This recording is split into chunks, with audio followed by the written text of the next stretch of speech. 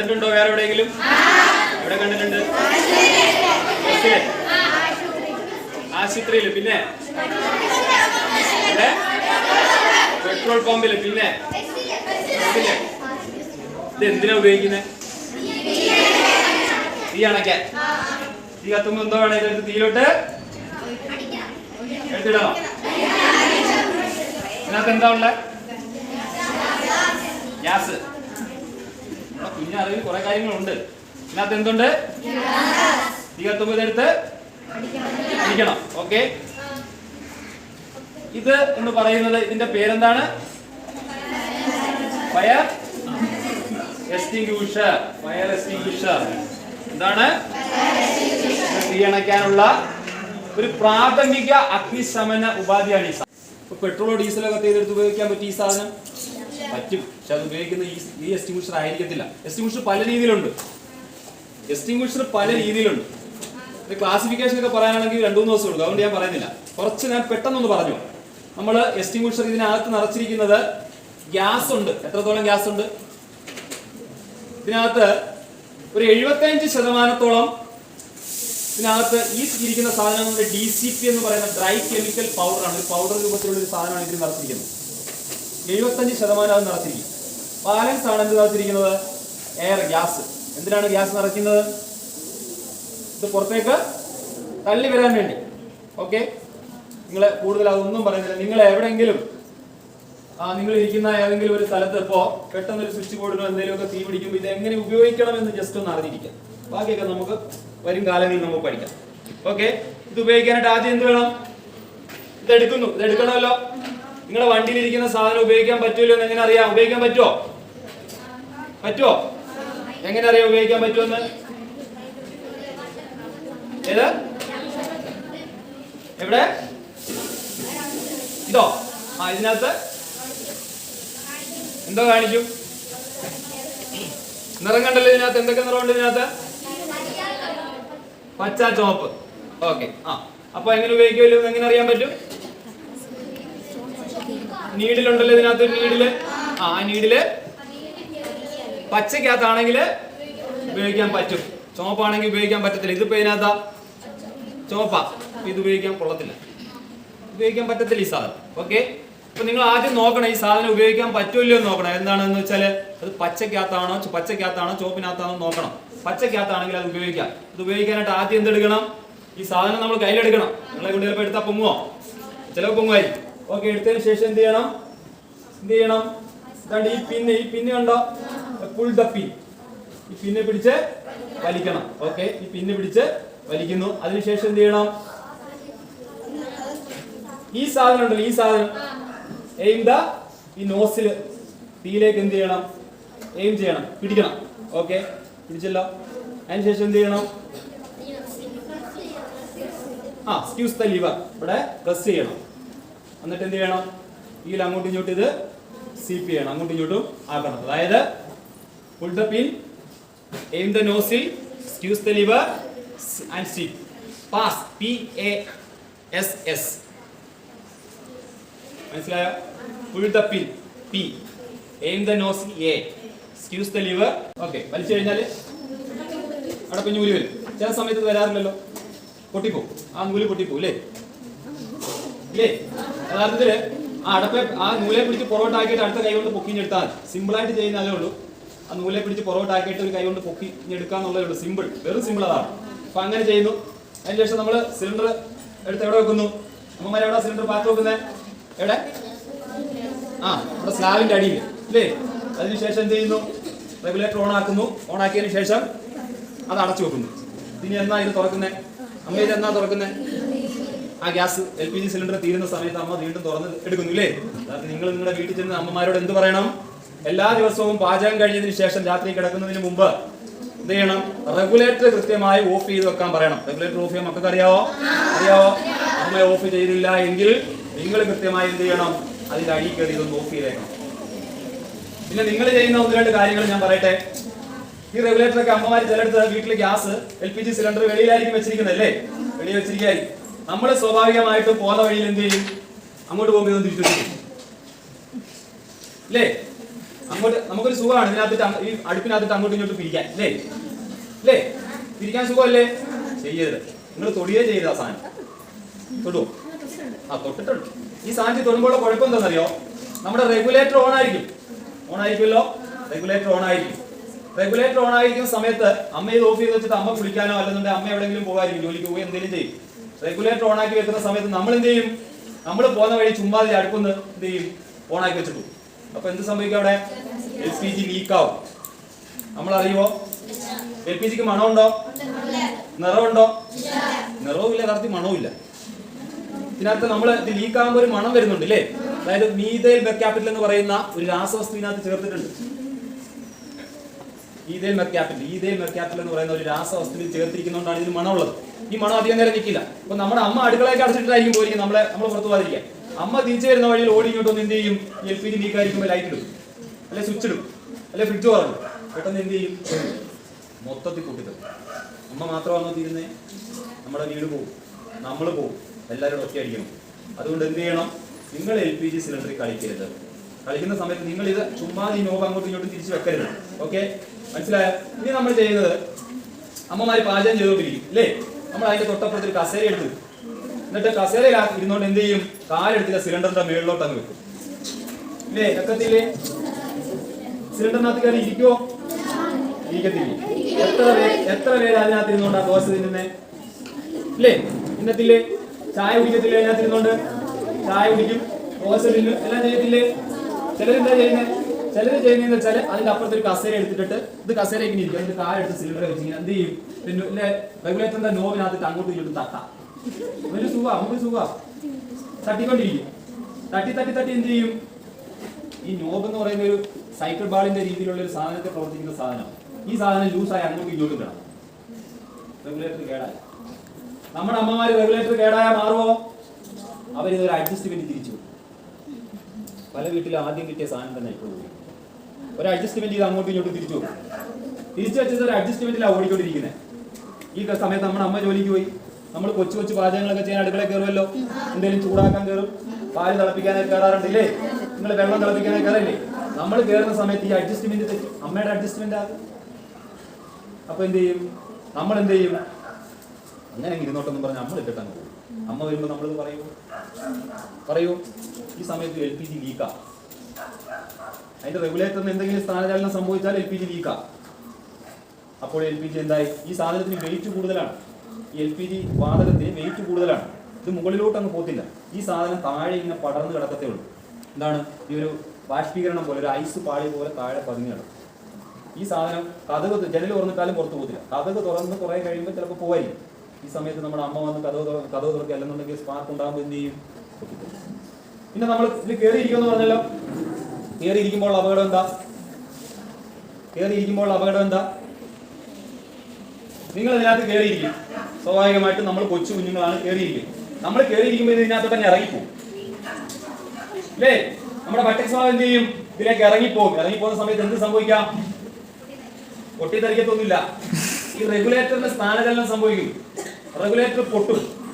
ഈ സാധനം യഥാർത്ഥത്തിൽ വെച്ചിരിക്കുന്നത് എന്തിനാ? കയറിയിരിക്കുന്ന സാധനം എന്തിനാ വെച്ചിരിക്കുന്നത്? പിടിക്കാൻ. പിടിച്ചുകൊണ്ടുപോകാൻ നമ്മൾ ഉപയോഗിക്കുന്നുണ്ട്. യഥാർത്ഥത്തിൽ പിടിച്ചുകൊണ്ടുപോകാനാണോ ഉപയോഗിക്കേണ്ടത്? എന്തിനാ അത്? നിങ്ങൾ മുഖം ഇടിച്ച് മറിഞ്ഞു വീണുന്നിരിക്കട്ടെ. ആദ്യം ഏത് ഭാഗമാണ് ചെന്നിരിക്കുന്നത്? മൂക്കാണല്ലോ. ഈ റെഗുലേറ്ററിന്റെ ഈ വട്ടത്തിലുള്ള സാധനം 3 സ്റ്റമ്പും കണ്ടിട്ടുണ്ടോ? ഇത് റെഗുലേറ്റർ കണ്ടിട്ടുണ്ടോ? റെഗുലേറ്ററിനേക്കാൾ ശകലം ഭൂമിയാണോ ഇതിരിക്കുന്നത്? ആണല്ലോ. ഈ സാധനം ഗ്യാസ് സിലിണ്ടർ എങ്ങനെയെങ്കിലും താഴെ വീണ് കഴിഞ്ഞാൽ നമ്മുടെ റെഗുലേറ്ററിന് ഒന്നും പറ്റാതെ അതിനെ സംരക്ഷിക്കുക എന്നുള്ളതാണ് ഇതിന്റെ ജോലി. അതായത് താഴെ വീണ് കഴിഞ്ഞാൽ ഈ റൗണ്ട് ചെയ്ത് ഇരിക്കുക താഴെ, അതാണ് ഇതിന്റെ ജോലി. അത് നമുക്ക് കയറിയിരിക്കാനുള്ളതല്ല. പിന്നെ കയറിയിരിക്കുമ്പോൾ പ്രത്യേകം ശ്രദ്ധിക്കുക, റെഗുലേറ്ററിലോട്ട് പോകരുത്. കയറിയിരിക്കുന്ന സമയത്ത് നമ്മൾ റെഗുലേറ്ററിലോട്ട് പട്ടക്സ്വാഗം ചെയ്യരുത്, പോകാതെ നോക്കണം. റെഗുലേറ്റർ പൊട്ടാതെ നോക്കണം. അവരവരുടെ ശാരീരിക സ്ഥിതി അനുസരിച്ച് കയറിയിരിക്കുക. ഓക്കെ. പിന്നെ നിങ്ങളുടെ വീട്ടിലൊക്കെ LPG ലീക്കായി എന്നിരിക്കട്ടെ. നമ്മുടെ വീട്ടിൽ ഇപ്പോൾ സ്വാഭാവികമായിട്ടും LPG ലീക്കായ ഒരു മണം. എന്താണ്? അമ്മ ചിലപ്പോൾ ഇല്ലാത്ത ഒരു സമയമാണ്, അല്ലെ അമ്മയുണ്ട്. അപ്പോൾ അമ്മയ്ക്ക് ചിലപ്പോൾ അറിഞ്ഞുകൂടാ എന്ത് ചെയ്യണം. നിങ്ങൾക്ക് എന്തൊക്കെ ചെയ്യാൻ പറ്റും? അമ്മയോട് നമുക്ക് എന്തൊക്കെ പറഞ്ഞു കൊടുക്കാൻ പറ്റും? എന്ത് വേണം? ലൈറ്റും സ്വിച്ചും ഓഫാക്കണം. ആ പിന്നെ കതവ് തുറന്നിടണം. പിന്നെ ഫ്രിഡ്ജ് തുറന്നിടണം. പിന്നെ ഫ്രിഡ്ജ് തുറക്കരുത്. പിന്നെ പിന്നെന്തൊക്കെ വേണം?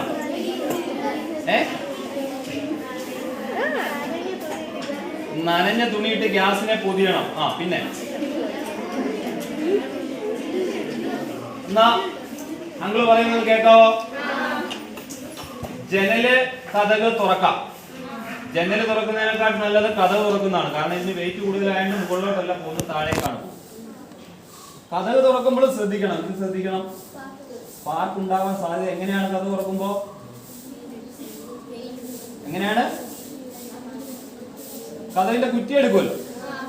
കതകിന്റെ കുറ്റി എന്ന് പറയുന്നത് ഇരുമ്പുകൊണ്ട് ഉണ്ടാക്കിയാണല്ലോ. ആ കുറ്റി എടുക്കുന്ന സമയത്ത് സ്പാർക്ക് ഉണ്ടാവാനുള്ള സാധ്യതയുണ്ട്.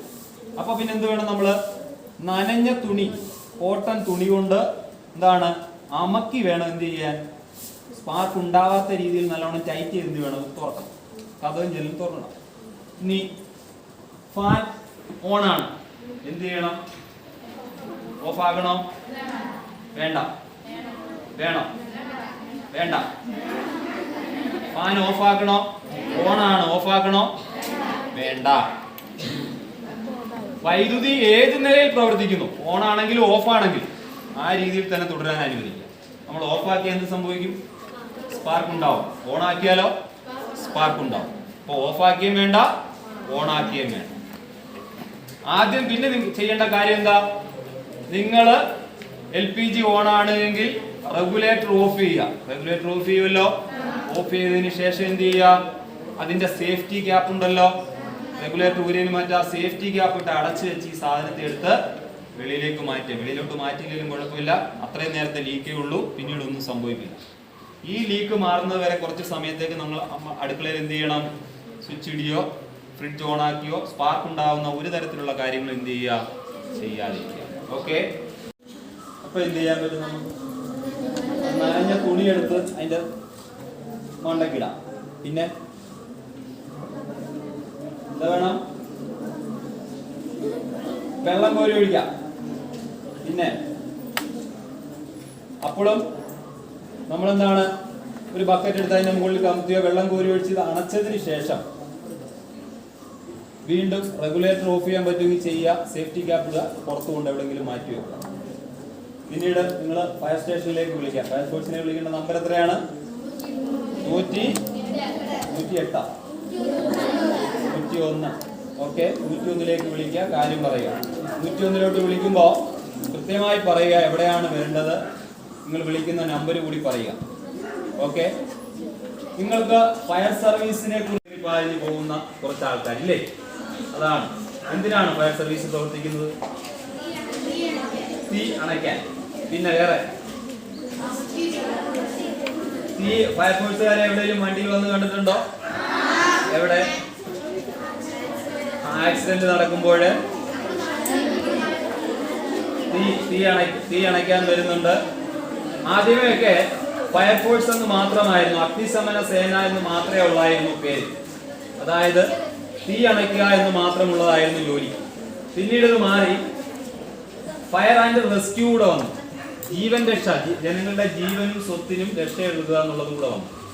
ഇപ്പോ രക്ഷിച്ച് ജനങ്ങൾ പറയുന്നത് കോഴി വരെ അവരുടെ സ്വത്താണ്. അതുകൊണ്ട് കോഴി കിണറ്റി വീണാൽ പോലും നമ്മൾ പോയി എടുക്കേണ്ട അവസ്ഥയിലേക്ക് കാര്യങ്ങൾ പോകുന്നുണ്ട്. പട്ടി, കോഴി ഇതെല്ലാം ഇപ്പൊ ചെയ്യുന്നുണ്ട്.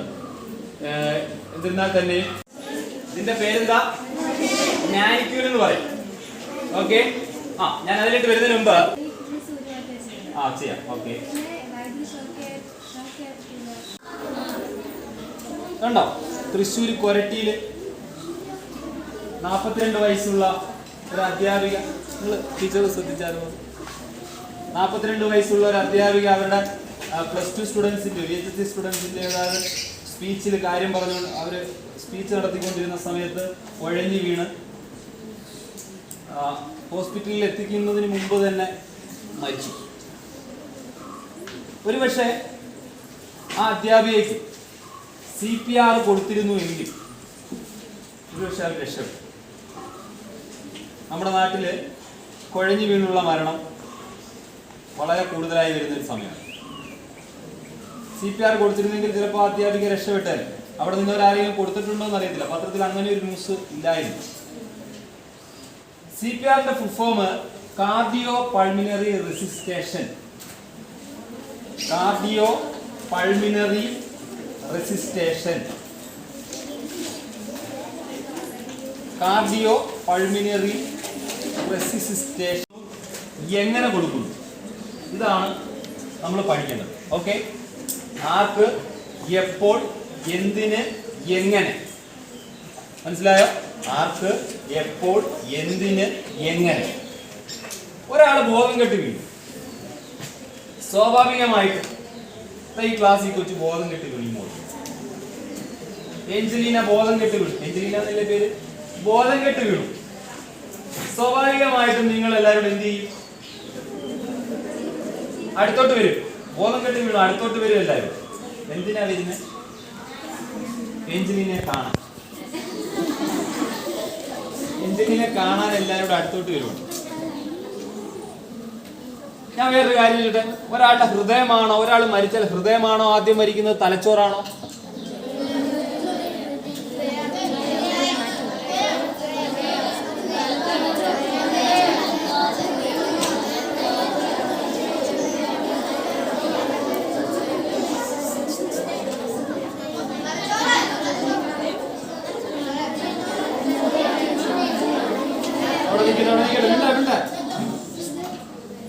നമുക്ക് ഒരു തീരുമാനത്തിൽ എത്താം. അവിടെ നിൽക്കട്ടെ, നമുക്കൊരു തീരുമാനത്തിൽ എത്താം. ഏതാദ്യം മരിക്കുന്നതെന്ന് നമുക്ക് വഴിയേ പറയാം. അപ്പോ ഈ കുട്ടിയുടെ ബോധം കെട്ട് വീണു. സ്വാഭാവികമായിട്ടും ഞാൻ ക്ലാസ് എടുത്തുകൊണ്ട് നിൽക്കുന്ന സമയത്താണ് ഈ കുട്ടി ബോധം കെട്ട് വീണത് എങ്കിൽ ഞാൻ എന്ത് ചെയ്യും? നിങ്ങളാണ് എന്ത് ചെയ്യും? സ്വാഭാവികമായിട്ടും നിങ്ങൾ ഇവിടെ നിൽക്കുന്ന ഒരു ഈ കുട്ടി ബോധം കെട്ട് വീണാൽ നിങ്ങൾ എന്ത് ചെയ്യും? വെള്ളം ഒഴിക്കും. ചെടി വല്ലോ വിളിച്ചു വരാം.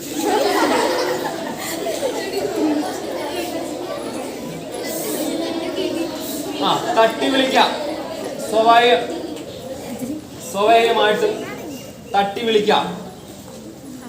ഓക്കെ, ഞാൻ ഇവിടെ നിൽക്കുന്ന സമയത്താണ് ഈ കുട്ടി ബോധം കെട്ട് വീഴുന്നത് എങ്കിൽ ഞാൻ ഈ കുട്ടി എന്ത് ചെയ്യും? ഇവിടെ ബെഞ്ചിൽ ഇങ്ങനെ ബോധം കെട്ട് കിടക്കുകയാണ്. ഞാൻ സേഫ് ആയിട്ട് എടുത്തൊരു സ്ഥലത്തേക്ക് എന്ത് ചെയ്യും? മാറ്റി കിടത്തും. സീൻ സേഫ്, അതായത് ഫസ്റ്റ് കുഞ്ഞിനെ എന്ത് ചെയ്യും? സേഫ് ആയിട്ട് ഒരു സ്ഥലത്തേക്ക് എന്ത് ചെയ്യും? മാറ്റി കിടത്തും. കിടത്തിയതിനു ശേഷം ഞാൻ എന്ത് ചെയ്യും?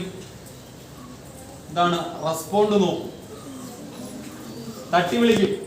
ഇപ്പൊ ഞാൻ ഇവിടെ വന്നപ്പോ എനിക്ക് പേര് മനസ്സിലായേണ്ടതാണ്. ഞാൻ വളരെ ഉച്ചത്തിൽ എന്ത് ചെയ്യും? ഷൗട്ട് ചെയ്ത് ഏഞ്ചലീന ഏഞ്ചലീന എന്ന് എന്ത് ചെയ്യും? ഏഞ്ചലീന എന്ത് ചെയ്യും? ഷോൾഡറിൽ തട്ടി ശക്തിയായി വിളിക്കും. എന്തിനാണ് അങ്ങനെ വിളിക്കുന്നത്? അബോധാവസ്ഥയിൽ എവിടെയെങ്കിലും ചെറിയ ബോധം കൊണ്ട് കുട്ടി എന്ത് ചെയ്യും? റെസ്പോണ്ട് ചെയ്യും. നോർമലില് ബോധം കെട്ട് പല കാരണങ്ങൾ കൊണ്ട് ബോധം കെട്ട് വീഴാം. ഒന്നീ രാവിലെ ആഹാരം കഴിക്കാതെ വന്നുകൊണ്ട് വീഴാം, അല്ലെങ്കിൽ ചിലപ്പോൾ എന്താണ് എന്തെങ്കിലും നമ്മുടെ ശരീരത്തെ പ്രഷറോ ഷുഗറോ ഒക്കെ കുറയുന്നതുകൊണ്ട് പലരും വീഴാം. അപ്പൊ അങ്ങനെയുള്ള സാഹചര്യങ്ങൾ വല്ലതാണോ? അങ്ങനെ തട്ടി വിളിക്കുമ്പോൾ ആള് റെസ്പോണ്ട് ചെയ്യുന്നുണ്ട് എങ്കിൽ എന്ത് വേണ്ട? നമ്മൾ അവിടെ CPR ഒന്നും കൊടുക്കണ്ട. ഞാൻ ഏഞ്ചലിനെ തട്ടി വിളിച്ചു, ഏഞ്ചൽ റെസ്പോണ്ട് ചെയ്യുന്നില്ല. അപ്പൊ ഞാൻ ഉടനെ തന്നെ എന്ത് ചെയ്യും? ഏഞ്ചലിന്റെ പൾസ് നോക്കും. എവിടെയാ പൾസ്? എവിടെയാ പൾസ്? കയ്യിലല്ലാതെ വേറെ എവിടെയും പൾസ് ഉണ്ടോ? ഇവിടെ. നമ്മുടെ കയ്യിലെ പൾസ് ഈ ഒരു സമയത്തൊക്കെ കയ്യിലെ പൾസ് നോക്കിയാൽ ചിലപ്പോൾ കിട്ടത്തില്ല. നമ്മൾ എന്ത് ചെയ്യും? ഇവിടെ കൈ വെച്ചിട്ട് എന്ത് ചെയ്യും? ഇവിടെ അമക്കി. അതാണ്ട് ഈ രണ്ട് വിരല് ഇവിടെ ഇങ്ങനെ ഒന്ന് അമക്കി വെച്ചു നോക്കെ. ഏത് സൈഡ് വേണേലും, ഇവിടെ വലതോ ഇടതോ എവിടെ വേണേലും ഒന്ന് അമക്കി വെച്ചു നോക്കെ. ഉണ്ടോ? ഇടിക്കുന്നുണ്ടോ? അത് പൾസാണ്. ആ പൾസിന് പറയുന്ന പേരെന്താ? ഇവിടുത്തെ പൾസിന് പറയുന്ന പേരെന്താ? അതായത് കരോട്ടിക് പൾസ് എന്ന് പറയും. നമ്മൾ ഈ കരോട്ടിക് പൾസ് നോക്കും. ഇപ്പൊ ഞാൻ ഏഞ്ചലിന്റെ പൾസ് നോക്കി, പൾസ് ഇല്ല.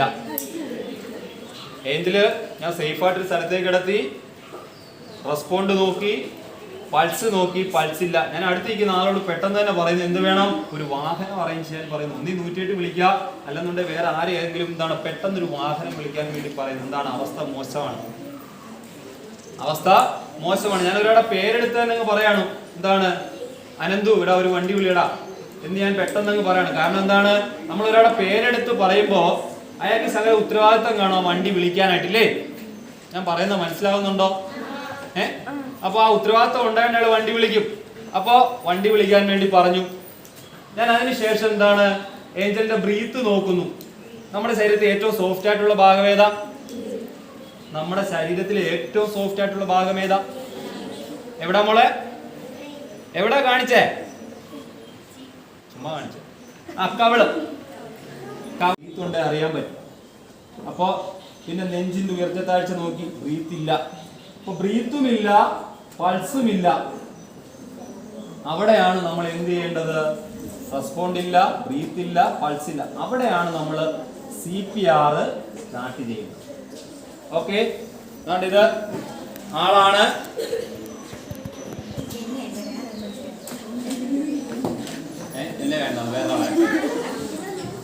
ഇത് ആളെ സേഫ് ആയിട്ട് ഒരു സ്ഥലത്തേക്ക് യഥാർത്ഥത്തില് നമ്മള് മുട്ടുകാലയിൽ നിന്നോണ്ട് താഴെ കിടത്തി വേണം ആൾക്ക് CPR കൊടുക്കാൻ. ഞാനത് നിങ്ങളെ കാണിച്ചു തരാം. ഞാൻ ആദ്യമായിട്ട് സേഫ് ആയിട്ട് സ്ഥലത്തേക്ക് കിടത്തി ഞാൻ എന്ത് ചെയ്യുന്നു? റെസ്പോണ്ട് നോക്കുന്നു.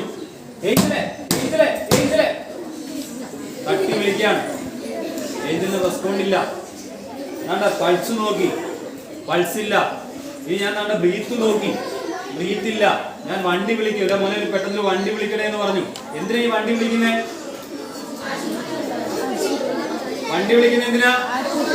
നമുക്ക് നമ്മൾ ഡോക്ടർമാരെന്നല്ല, ഒരു പരിധി വരെ നമുക്ക് CPR കൊടുക്കാൻ പറ്റത്തുള്ളൂ. അപ്പൊ CPR ഒരു പരിധി കഴിഞ്ഞ് നമുക്ക് കൊടുക്കാൻ പറ്റത്തില്ല. നമ്മൾ കുഴഞ്ഞു പോകും. പെട്ടെന്ന് നിങ്ങൾ കുഞ്ഞുങ്ങളാണെങ്കിൽ പെട്ടെന്ന് കുഴഞ്ഞു പോകും. അപ്പൊ എന്ത് ചെയ്യണം? പെട്ടെന്ന് നമ്മൾ വണ്ടി വിളിക്കണം. വാഹനത്തിൽ ചിലപ്പോൾ CPR ചെയ്യാനുള്ള എന്താണ് ഫെസിലിറ്റീസ് ഒക്കെ കാണും. അതുകൊണ്ട് പെട്ടെന്ന് വണ്ടി വിളിക്കാം. അപ്പൊ എന്താണ്? പൾസ് നോക്കി, ബ്രീത്ത് ഇല്ല. അതിനുശേഷം ഞാൻ എന്താണ് CPR സ്റ്റാർട്ട് ചെയ്യാം. CPR യഥാർത്ഥത്തിൽ നോർമലായിട്ടുള്ള ഒരാൾക്ക്, അതായത് 12 വയസ്സ് 13 വയസ്സിലോട്ട് മേപ്പോട്ടുള്ള ആൾക്കാർക്ക് CPR നമ്മൾ സ്റ്റാർട്ട് കൊടുക്കുകയാണെങ്കിൽ ആരോഗ്യസ്ഥിതി അനുസരിച്ച് തന്നെ കൊടുക്കാം. ഞാൻ എന്താണ് വലത് കൈയിലേക്ക് ഇടത് കൈ ഇന്റർലോക്ക് ചെയ്ത് പിടിക്കുന്നു. വലത് കൈയിലേക്ക് ഇടത് കൈ ഇന്റർലോക്ക് ചെയ്ത് പിടിച്ചതിന് ശേഷം ചെസ്റ്റ് കംപ്രസ് ചെയ്യാണ്. എന്തിനാ ഈ ചെസ്റ്റ് കംപ്രസ് ചെയ്യുന്നത്? എന്തിനാണ് ഈ ചെസ്റ്റ് കംപ്രസ് ചെയ്യുന്നത്? പറ. എന്തിനാ ചെസ്റ്റ് കംപ്രസ് ചെയ്യുന്നത്? സംസാരിക്കല്ലേ. ചെസ്റ്റ് കംപ്രസ് ചെയ്യുന്നത് എന്തിനാ? ചെസ്റ്റ് എന്തിനാ കംപ്രസ് ചെയ്യുന്നത്? ശ്വാസം കൊടുക്കാൻ വേണ്ടിയാണോ? ആണോ? അപ്പൊ പറ, ഹൃദയമാണോ ആദ്യം മരിക്കുന്നത്, തലച്ചോറാണോ? എന്ത്?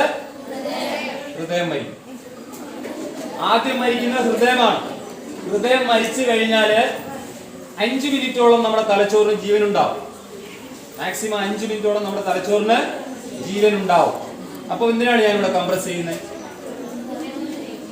ഹൃദയം മരിച്ചാല് ഹൃദയത്തിൽ നിന്ന് രക്തം തലച്ചോറിലോട്ട് പോവോ? ഇല്ലല്ലോ. അപ്പൊ എന്തിനാണ് ഞാൻ ഇവിടെ കംപ്രസ് ചെയ്യുന്നത്? എന്തിനാണ്? അതായത് ഇവിടെ കംപ്രസ് ചെയ്ത് എന്ത് വേണം? രക്തം എങ്ങോട്ടേക്ക് എന്ത് ചെയ്യണം? ശാസ്ത്രീയം നമ്മൾ കൃത്രിമമായി എന്താണ് പ്രഷർ ചെലുത്തി രക്തത്തെ തലച്ചോറിൽ എത്തിക്കണം. തലച്ചോറ് ബ്ലഡ് ചെയ്യുന്നില്ലെങ്കിൽ എന്ത് സംഭവിക്കും? നമ്മുടെ ഓർഗൻസുകൾ എന്ത് ചെയ്യും? നശിച്ചു തുടങ്ങും. ഏതൊക്കെ ഓർഗൻസ്? കിഡ്നി, ലിവർ, ഇങ്ങനെയുള്ള നമ്മുടെ ഓർഗൻസുകൾ നശിക്കാൻ തുടങ്ങുമ്പോൾ നമ്മുടെ 5 മിനിറ്റ്, അതായത് ഗോൾഡൻ അവർ എന്ന് പറയുന്ന 5 മിനിറ്റ്, ആ 5 മിനിറ്റിനെ ഗോൾഡൻ അവർ എന്നാണ് അറിയപ്പെടുന്നത്. ഒരാളുടെ ഹൃദയം മരിച്ച് 5 മിനിറ്റോളം തലച്ചോറിന് ജീവൻ ഉണ്ടാവും. ഈ 5 മിനിറ്റിനകത്ത് നമുക്ക് എന്ത് ചെയ്യാം? കൃത്രിമമായി പ്രഷർ ചെലുത്തിക്കൊണ്ട് എന്ത് ചെയ്യാം? രക്തത്തെ എവിടെ എത്തിക്കാം? തലച്ചോറിൽ എത്തിക്കാം. ഒരു പരിധി വരെ ചിലപ്പോ രക്ഷപ്പെടാനുള്ള സാധ്യത ഉണ്ടാവും. അപ്പൊ എന്ത് ചെയ്യണം? ആദ്യം എന്താ നമ്മൾ ചെയ്തേ?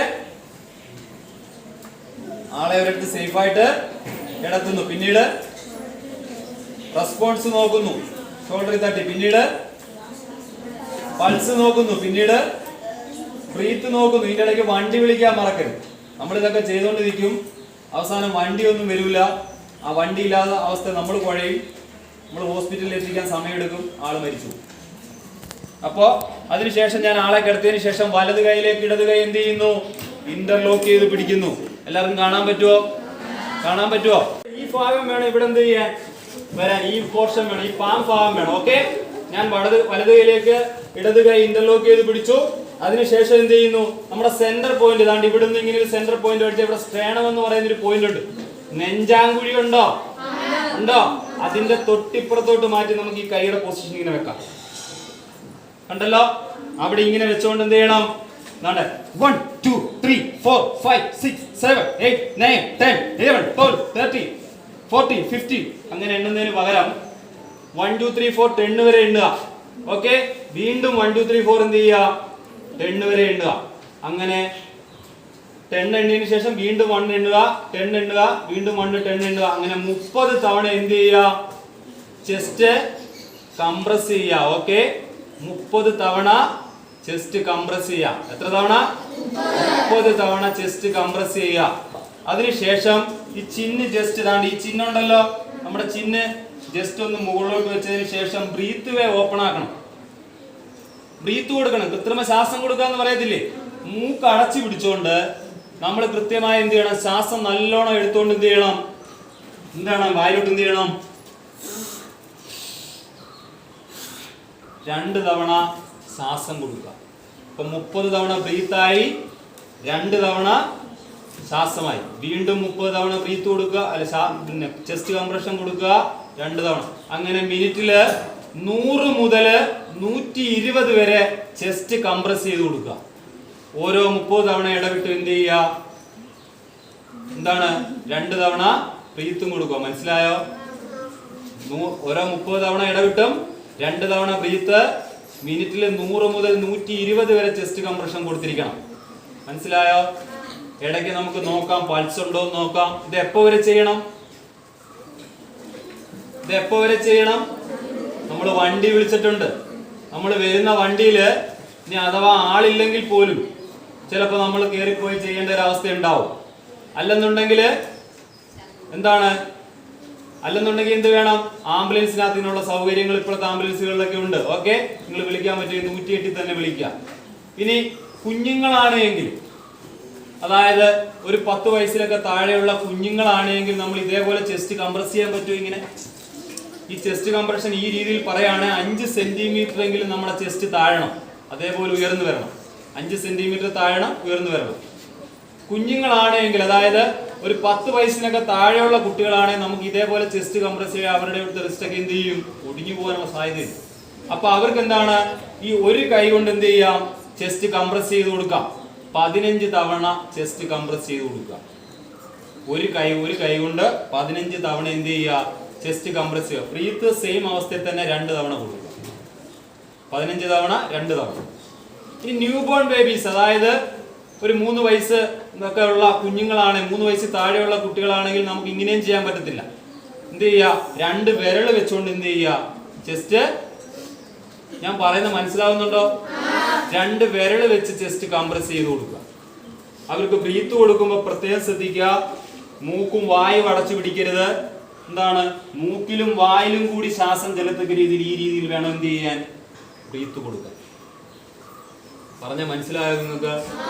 എന്തൊക്കെയാ അപ്പൊ ചെയ്യണ്ടേ? നമ്മൾ ഈ രീതിയിൽ ഇരുന്നുകൊണ്ട് വേണം ചെയ്യാൻ. മുട്ടുകാലിൽ നിന്നുകൊണ്ടാണ് ചെയ്യേണ്ടത്. നമുക്ക് കറക്റ്റ് ആയിട്ട് കൈ ഇങ്ങനെ എന്താണ്, ഫുൾ സ്ട്രെച്ച് ആയിരിക്കണം.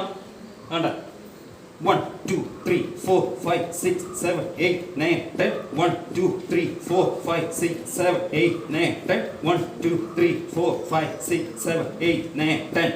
അതിനുശേഷം 2 തവണ പോയി. ഓക്കെ, എന്തിനാണ് ചെയ്യുന്നതെന്ന് പറഞ്ഞു? ഇവിടുന്ന് ബ്ലഡിനെ എവിടെ എത്തിക്കണം, തലച്ചോറിൽ എത്തിക്കണം. ഓക്കെ ആണല്ലോ? മനസ്സിലായത്? എല്ലാവർക്കും മനസ്സിലായോ? ആരൊക്കെ ചെയ്യും ഇവിടെ വന്ന്? വാ, കൈയുടെ ഈ ഭാഗം ഇങ്ങനെ കൃത്യമായിട്ട് സ്ട്രെച്ച് ചെയ്തിരിക്കും.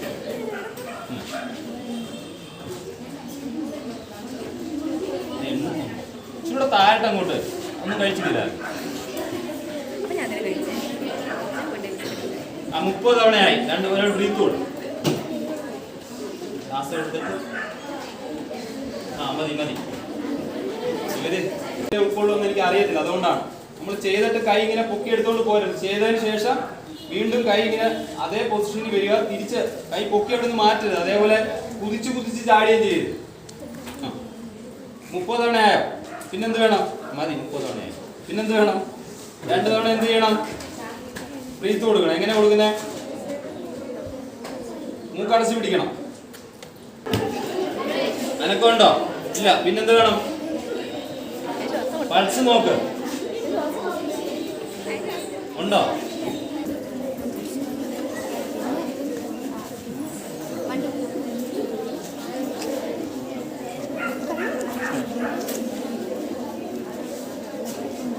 ബ്രീത്ത്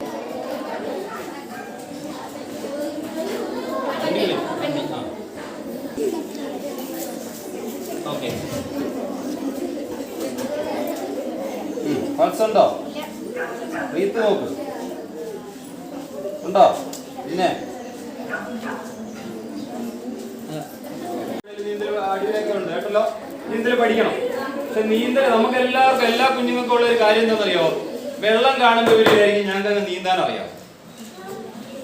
നീന്താൻ അറിയാമെന്നുള്ളൊരു ധാരണയാണ്. അങ്ങ് ഇറങ്ങും, ആഴമൊന്നും നോക്കൂല, പോവും. വെള്ളത്തിൽ മുങ്ങിയാല് മരിച്ചു പോവല്ലോ. അതുകൊണ്ട് ആഴമുള്ള സ്ഥലങ്ങളിൽ ഒന്നും ചെന്ന് എന്ത് ചെയ്യുക? വെള്ളത്തിൽ പോലും ഇറങ്ങാതിരിക്കും. മുട്ടിന്റെ അത്രയും വെള്ളമൊന്നും അല്ല, ആ പാടെ മുട്ട് എന്റെ മുട്ടിന്റെ അത്രേ കാണത്തുള്ളൂ. നിങ്ങൾ ഇറങ്ങി വെള്ളത്തിൽ ഇറങ്ങി. ഓക്കെ, അതുകൊണ്ട് വെള്ളത്തിൽ ഇറങ്ങാതിരിക്കുക. ഓക്കെ, ഇനി നിങ്ങള് ചോക്കിങ് പഠിച്ചിട്ടുണ്ടോ? ചോക്കിങ്, ശ്വാസനാളത്തിൽ ആഹാരം കുടുങ്ങി ഉണ്ടോ? അതിന് പറയുന്ന പേരാണ് ചോക്കിങ്. ഓക്കെ, ശ്വാസനാളത്തിൽ ആഹാരം, തൊണ്ടയിൽ ആഹാരം കുടുങ്ങുമോ? ആഹാരം കുടുങ്ങിയാലും മരിച്ചിട്ടുണ്ടോ? ഉണ്ടോ? തൊണ്ടയിൽ ആഹാരം കുടുങ്ങി മരണപ്പെട്ടിട്ടുണ്ടോ? ഉണ്ടോ? കേറിയിട്ടുണ്ടോ? കേട്ടിട്ടുണ്ടോ? തൊണ്ടയിൽ ആഹാരം കുടുങ്ങി മരിച്ചു എന്ന്? തൊണ്ടയിലല്ല, ശ്വാസനാളത്തിൽ ആഹാരം കുടുങ്ങിയാണ് മരിക്കുന്നത്. ഈ ശ്വാസനാളത്തിൽ ആഹാരം കുടുങ്ങി എങ്ങനെയാണ് ശ്വാസനാളത്തിൽ ആഹാരം കുടുങ്ങുന്നത്? എടുത്ത് വിഴുങ്ങോ? സംസാരിച്ചുകൊണ്ട് ആഹാരം കഴിക്കുക, ചുമയ്ക്കുമ്പോ ചിരിച്ചുകൊണ്ട് ആഹാരം കഴിക്കുക. നമ്മുടെ ഇവിടെ 2 കുഴലാണുള്ളത് അല്ലേ? ഏതൊക്കെയാ? ശ്വാസനാളവും അന്നനാളവും. നിങ്ങൾ റെയിൽവേ ഗേറ്റ് കണ്ടിട്ടുണ്ടോ? റെയിൽവേ ഗേറ്റ്, ട്രെയിൻ പോകുന്നത് കണ്ടിട്ടുണ്ടോ? നമ്മൾ ട്രെയിൻ പോകുമ്പോ, ബസ് പോകുന്ന സ്ഥലമാണെങ്കിൽ ബസ് എന്ത് ചെയ്യും? നിർത്തിയിടൂല്ലേ? ഗേറ്റ് അടച്ചേക്കും. ട്രെയിൻ പോയി കഴിയുമ്പോൾ എന്ത് ചെയ്യും? ഗേറ്റ് തുറക്കും. അതേപോലെയാണ് നമ്മുടെ ഇവിടുത്തെ പ്രവർത്തനം. ആഹാരം കഴിക്കുമ്പോൾ എന്ത് ചെയ്യും? ശ്വാസനാളം അടയും, അന്നനാളം ഓപ്പൺ ആവും. ചില സമയത്ത് അന്നനാളവും ശ്വാസനാളവും കൂടെ ഒരുമിച്ച് ഓപ്പൺ ആയാലുണ്ടാവുന്ന അവസ്ഥ എന്താ? ശ്വാസനാളം അന്നനാളത്തിൽ പോകേണ്ടത് തെന്നി എങ്ങോട്ടേക്ക് പോകും? ശ്വാസനാളത്തിലേക്ക് പോകും. ഓക്കെ, ഈ ശ്വാസനാളത്തിൽ ആഹാരം പോയാല് അതിന്റെ കാഠിന്യം അനുസരിച്ച് ആള് മരണം വരെ 99% ഉറപ്പാണ്. അപ്പൊ ഇത് സംഭവിക്കാനുള്ള സാധ്യതകൾ എന്തൊക്കെയാ? കഴിക്കുന്ന സമയത്ത് ആഹാരം ചവച്ചരച്ച് തിന്നണം. ഒന്ന്, ശരി, ഓക്കെ. പിന്നെ നമ്മൾ സംസാരിച്ചുകൊണ്ടിരുന്ന ആഹാരം കഴിക്കുക. പിന്നെ നമ്മള് 2 തവണയായിട്ട് 3 തവണയായിട്ട് തിന്നേണ്ട സാധനം എന്ത് ചെയ്യുക? ഒറ്റ തവണയായിട്ട് കുത്തിക്കയറ്റുക. പിന്നെ ഏറ്റവും കൂടുതൽ നിങ്ങൾ മുട്ട കഴിക്കാറുണ്ടോ? മുട്ട ശ്വാസനാളത്തിൽ കുടുങ്ങി മരിച്ചു. കഴിഞ്ഞ വർഷം കോഴിക്കോട് മാളിൽ ഇരുന്ന് ചിക്കൻ കഴിച്ചുകൊണ്ടിരുന്ന ഒരു ലേഡി ഡോക്ടർ ചിക്കന്റെ പീസ് ശ്വാസനാളത്തിൽ കുടുങ്ങി മരണപ്പെട്ടു. ഇപ്പോ അംഗനവാടിയിൽ, ഈ കഴിഞ്ഞ മാസം അംഗനവാടിയിൽ 4 വയസ്സുള്ള ഒരു കുഞ്ഞ് സ്നാക്സ്, അതായത് അച്ചപ്പത്തിന്റെ പീസ് ശ്വാസനാളത്തിൽ കുടുങ്ങി മരണപ്പെട്ടു. അതേപോലെ ഒരുപാട് കേസുകൾ, ചിക്കൻ പീസ് കുടുങ്ങി മരിച്ചതും അല്ലാതെയുമായ ഒരുപാട് കേസുകൾ നമ്മുടെ നിത്യജീവിതത്തിൽ സംഭവിച്ചുകൊണ്ടിരിക്കുക. അപ്പോ നിങ്ങളുടെ എല്ലാവരും ആഹാരം കഴിച്ചുകൊണ്ടിരിക്കുമ്പോൾ ചില സമയത്ത് ചുമച്ച് തലമണ്ടേക്കാറുണ്ടല്ലേ? യഥാർത്ഥത്തിൽ തലമണ്ടയില് ആഹാരം കയറുമ്പോ അമ്മമാരെന്ത് ചെയ്യും? തലക്കിട്ട് തട്ട്. എന്തിനാ? തലേന്ന് താഴോട്ടിറങ്ങാൻ. യഥാർത്ഥത്തിൽ തലമണ്ടയിൽ ആഹാരം കയറുമോ? പിന്നെ എവിടെയാ കയറിയത്? നമ്മുടെ ശ്വാസനാളത്തിൽ അതിന്റെ ഒരു തരിപ്പ് പോയത് കൊണ്ടാണ് നമ്മൾ എന്ത് ചെയ്ത് നമ്മൾ ചുമയ്ക്കാൻ തുടങ്ങിയത്, ഇല്ലേ? നമ്മൾ ചുമയ്ക്കാൻ തുടങ്ങിയത് ശ്വാസനാളത്തിൽ അതിന്റെ ഒരു അംശം പോയതുകൊണ്ടാണ്. ഇത് ഉണ്ടാവാനുള്ള സാഹചര്യങ്ങൾ ഞാൻ പറഞ്ഞു. ഒന്ന്, ഇത് കൂടുതലും കുട്ടികളിലും, അതായത് വളരെ കുട്ടികളിലും ഇച്ചിരി പ്രായമായവരിലുമാണ് ഈ രീതിയിലുള്ള കാര്യങ്ങൾ സംഭവിക്കുന്നത്. കൂടുതലും പല്ലില്ലാത്ത ആൾക്കാരൊക്കെ ചിക്കൻ തിന്നു കഴിഞ്ഞിരിക്കും, ചിക്കൻ്റെ എല്ല് കഴിച്ചു കഴിഞ്ഞാൽ ഇത് വായിലിട്ടിങ്ങനെ ഉഴപ്പുന്ന സമയത്ത് ഈ സാധനം തെന്നി തൊണ്ടയിലേക്ക് മാറും. ഒന്ന്. രണ്ടാമത്തെ കേസ് എന്ന് പറയുന്നത്, നമ്മള് വീട്ടിൽ കിടന്നുകൊണ്ട് ആഹാരം കഴിക്കുന്ന എത്ര പേരുണ്ട്? കിടന്നുകൊണ്ട് ആഹാരം കഴിക്കുക, കേട്ടില്ല? കട്ടിലേ കിടന്നുകൊണ്ട് സ്നാക്സ് തിന്നുക, അച്ചപ്പം, കപ്പലണ്ടി, നട്സുകള് ചെന്ന് കഴിഞ്ഞാൽ നിങ്ങൾ ചെന്ന് കഴിഞ്ഞാല് വൈകിട്ട് അമ്മ ചായ ഉണ്ടാക്കി വെച്ചേക്കില്ലേ? ഈ ചായയായിട്ട് കൂടുതലും പേര് കട്ടിലേക്ക് പോയി കിടക്കാറുണ്ട്. അതിന്റെ തൊട്ട് സൈഡിൽ എന്ത് ചെയ്യും? സ്നാക്സ് വെച്ചേക്കും. നമുക്കിവിടെ നേരെയാണ് ഈ സാധനം ഇങ്ങനെ ഇരിക്കുന്നത്, ഈ കുഴല്. നമ്മൾ കിടക്കുമ്പോൾ സ്വാഭാവികമായിട്ട് സംഭവിക്കുന്നത് എന്താ? ഇറങ്ങിപ്പോകാനുള്ള ബുദ്ധിമുട്ട് വരും. ഇവിടെ ചെറിയൊരു ബ്ലോക്ക് വന്നു കഴിഞ്ഞാൽ തെന്നി ഈ ശ്വാസനാളത്തിലോട്ട് മാറും. ഒരുപാട് നേരം നമുക്ക് ശ്വാസം ഇല്ലാതെ നിൽക്കാൻ പറ്റത്തില്ലല്ലോ, ശ്വാസനാളത്തിലോട്ട് മാറും. അപ്പൊ എന്ത് ചെയ്യും? നമ്മൾ ഇങ്ങനെ ഇരിപ്പാ, കണ്ണും തെള്ളി. ഇതിനെയാണ് ചോക്കിംഗ് എന്ന് പറയുന്നത്. പിന്നെ കുട്ടികളിൽ സംഭവിക്കുന്നത്, നമ്മുടെ വീട്ടിലെ കുഞ്ഞു പിള്ളേരുകൾ, കുഞ്ഞു മക്കള്, 2-3 വയസ്സുള്ളൊക്കെ കുഞ്ഞുങ്ങള്, അമ്മമാരൊക്കെ പച്ചക്കറി അരിയുന്ന സമയത്ത് ഇവരെന്ത് ചെയ്യും? അവരെന്ത് കിട്ടിയാലും ഇങ്ങനെ വായിലിട്ടുകൊണ്ടിരിക്കുന്ന ഒരു അവസ്ഥയാണ്. പച്ചക്കറി അരിയുമ്പോൾ നിങ്ങളുടെയൊക്കെ കുഞ്ഞുങ്ങൾ അനിയത്തിമാരൊക്കെ ഉണ്ടെങ്കിൽ പച്ചക്കറിയൊക്കെ അമ്മമാർ അരിയുന്ന സമയത്ത് ഇവരൊരു കൊള്ളാത്ത ഒരു പിച്ചാത്തി എടുത്തുകൊണ്ട് എന്ത് ചെയ്യും? അമ്മമാരുടെ അടുത്ത് വന്നിരിക്കാറുണ്ട്. അവിടെ ഇരുന്നോണ്ട് എന്ത് ചെയ്യും? അപ്പൊ അമ്മ എന്ത് ചെയ്യും? എന്താണ്? കരയണ്ട, അല്ലെ ശല്യം ആക്കണ്ടെന്ന് വിചാരിച്ച് എന്ത് ചെയ്യും? ഇച്ചിരി കട്ടിയുള്ള സാധനം, ക്യാരറ്റൊക്കെയാ, ഈ സാധനം എടുത്ത് കുഞ്ഞിനെ ഏൽപ്പിക്കും. കുഞ്ഞി പിച്ചാത്തിയും വെച്ചിട്ട് ഇങ്ങനെ കൊത്തിക്കൊണ്ടിരിക്കും. ഈ ഇടയ്ക്ക് എന്ത് ചെയ്യും? പെട്ടെന്ന് തന്നെ ഇവിടെ പറ്റിയിടുന്ന ഈ ക്യാരറ്റൊക്കെ കണ്ട കുഞ്ഞുങ്ങൾക്ക് എന്താണ് വായിലേക്ക് എടുത്തിട്ട്, വായിൽ എന്തിട്ടാലും ഒരു ടെൻഡൻസിയാണ്, ഇവരിതെടുത്ത് വായിലേക്ക് ഇടും. അപ്പോഴാണ് അമ്മയുടെ ഒരു ചോദ്യം, എന്തോടി വായിൽ? ഒരൊറ്റ ഇറക്കാം. അപ്പോളെ എന്താണ്? ആ പേടിച്ചിറക്കുന്ന കൂട്ടത്തിൽ ഈ സാധനം എന്ത് ചെയ്യും? ചിലപ്പോ ശ്വാസനാളത്തിൽ സ്റ്റക്ക് ആവാം. അങ്ങനെ അതേപോലെ കോഴി, പിള്ളേർ പൈസ എടുത്ത് വാങ്ങിക്കാറുണ്ടല്ലേ? അങ്ങനെ നട്സുകൾ, ഇതൊക്കെ എടുത്ത് ശ്വാസനാളത്തില് പറയട്ടെ. അതേപോലെ കുഞ്ഞുങ്ങള് ചില മിഠായികളുണ്ട്, പോപ്പിൻസ്, അങ്ങനെയുള്ള മിഠായികളുണ്ട് ഇല്ലേ? ഇതൊക്കെ എടുത്ത് വായിലിട്ട് ഇങ്ങനെ ഇരിക്കാറുണ്ട്. അപ്പോ ഇതിന് പറയുന്ന ഒരു കോമൺലി നെയിമാണ് ചോക്കിംഗ് എന്ന് പറയുന്നത്. അപ്പൊ ചോക്കിംഗ് സംഭവിച്ച ഒരാളെ നമുക്ക് എന്താണ്? ചോക്കിംഗ് സംഭവിച്ച ഒരാളെ നമുക്ക് പെട്ടെന്ന് തിരിച്ചറിയാൻ പറ്റുന്നതെന്ന് വെച്ചാല്, ഇയാൾ പെട്ടെന്ന് തന്നെ എന്താണ്? ഇയാള് ചുമയ്ക്കും, ഭയങ്കരമായിട്ട് ചുമയ്ക്കാൻ ശ്രമിച്ചുകൊണ്ടിരിക്കും. അതേപോലെ ഇത് സംസാരിക്കാൻ വലിയ ബുദ്ധിമുട്ടായി. പെട്ടെന്ന് തന്നെ കൈ രണ്ടും എന്ത് ചെയ്യും? അദ്ദേഹത്തിന്റെ കഴുത്തിലേക്ക് ഇങ്ങനെ അങ്ങ് പോകും. കഴുത്തിലേക്ക് സ്വാഭാവികമായിട്ട് കൈ എന്ത് ചെയ്യും? ഇങ്ങനെ പിടിച്ചിട്ടുണ്ടാവും. പനിയാ? മാടാ ഊരി വേണം.